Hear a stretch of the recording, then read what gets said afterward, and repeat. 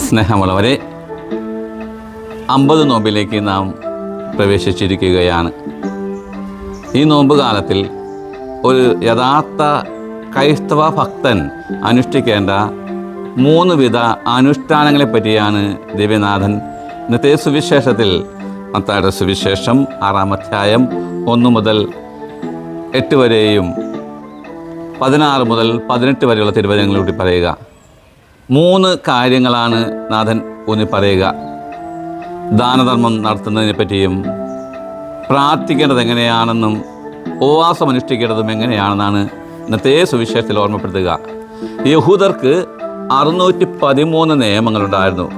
വളരെ കൃത്യമായിട്ടും അവർ അത് അനുഷ്ഠിച്ചിരുന്നു.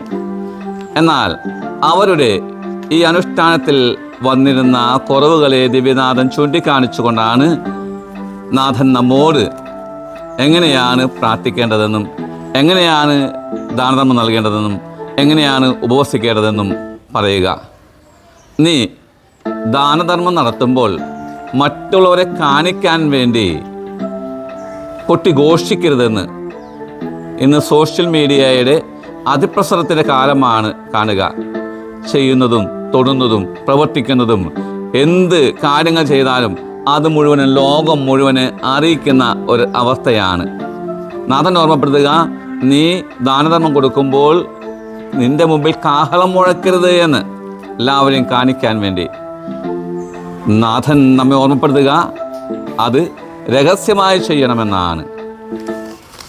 ഒത്തിരിയേറെ സമ്പാദ്യങ്ങൾ നേടുന്ന, ധനം വാരിക്കൂട്ടുന്ന ചില വ്യക്തികളൊക്കെ അവനും അവൻ്റെ ഭാര്യയ്ക്കും അവൻ്റെ കുടുംബത്തിനും അവൻ്റെ മക്കൾക്കും അടുത്ത തലമുറയ്ക്കും പിന്നീടുള്ള തലമുറയ്ക്കും വേണ്ടിയൊക്കെ സമ്പാദിച്ചു വെച്ച് കൂട്ടുന്നതാണ് കാണുക.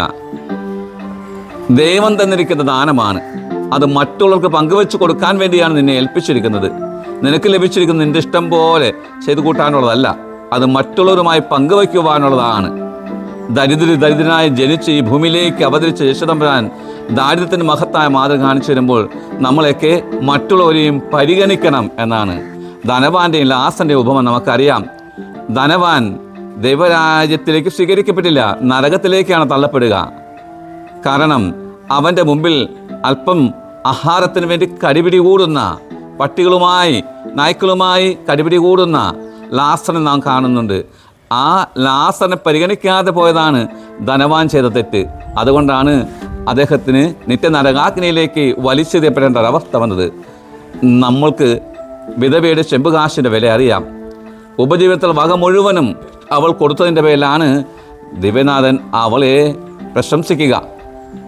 ധനവാന്മാർ വന്ന് ഒത്തിരിയേറെ സമ്പാദ്യങ്ങളിട്ട് അവരുടെ സമ്പാദ്യത്തിൻ്റെ വലിയ വലിയ തുകകൾ.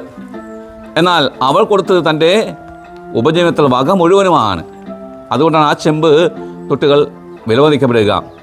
ധനവാന്മാരായിരിക്കുന്ന വ്യക്തികൾ വലിയ വലിയ സമ്പാദ്യത്തിൻ്റെ ഒരു ചെറിയ ഭാഗങ്ങൾ കൊടുത്തിട്ട് അത് കൊട്ടിഘോഷിച്ച് മറ്റുള്ളവരെ അംഗീകാരം നേടിയെടുക്കുന്ന അവസ്ഥ കാണുന്നുണ്ട്.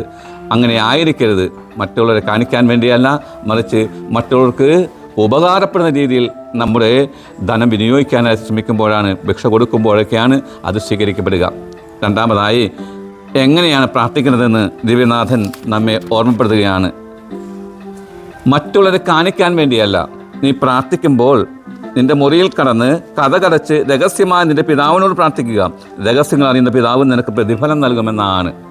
ചില ആളുകളുണ്ട്, കൊട്ടിഘോഷിച്ചാൽ മാത്രമേ ദൈവം പ്രാർത്ഥന കേൾക്കുമെന്ന ചിന്തയോടുകൂടിയാണ് പ്രാർത്ഥിക്കുക. അവിടെയൊന്നും സ്വീകാര്യത ലഭിക്കുകയില്ല.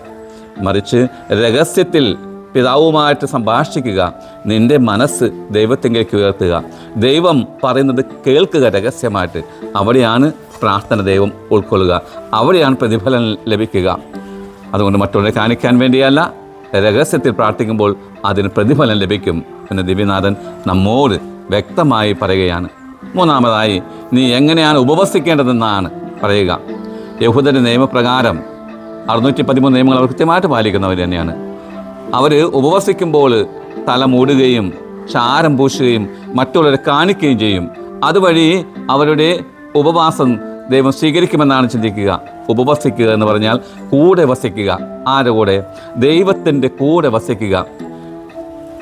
പിശാച് യേശുവിനെ പരീക്ഷിച്ച സംഭവം മരുഭൂമിയിലെ അനുഭവം നമുക്കറിയാം. 40 രാവും 40 പകലും അവിടുന്ന് ഉപവസിച്ചു. അതിൻ്റെ ശക്തി കൊണ്ടാണ് ആ പിശാചിനെ വെല്ലുവാനുള്ള ശക്തി യേശു നേടിയെടുത്തത്. അതുപോലെ നമുക്കും യേശുകൂടി ആയിരിക്കാം, ഉപവസിക്കാം. നമ്മുടെ ശരീരത്തെയും മനസ്സിനെയൊക്കെ നിയന്ത്രിക്കാനുള്ള അവസ്ഥയാണ് ഈ ഉപവാസം.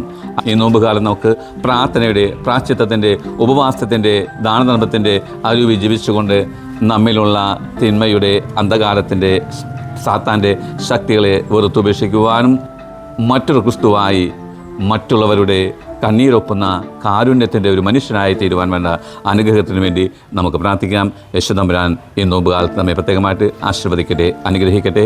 ആമേൻ.